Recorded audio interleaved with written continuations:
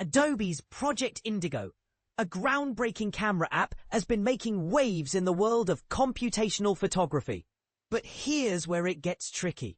When it came to the iPhone 17, Project Indigo hit a roadblock.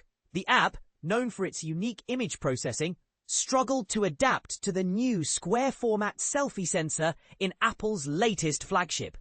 The app's initial release in June attracted many fans who appreciated its gentle approach to image editing.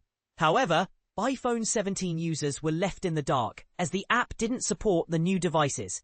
Adobe was hard at work, providing updates in community forums. But a surprising decision was made.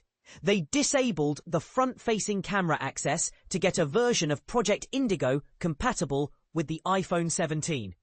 And this is the part most people miss. While iPhone 17 users can now use Project Indigo, they can only utilize the rear camera. A future iOS update promises to bring back selfie camera support, but for now, it's a compromise. This move has sparked debates among users, with some praising Adobe's quick fix, and others questioning the decision to limit camera access. So, is Adobe's temporary solution a clever workaround or a disappointing compromise? What do you think? Share your thoughts in the comments below.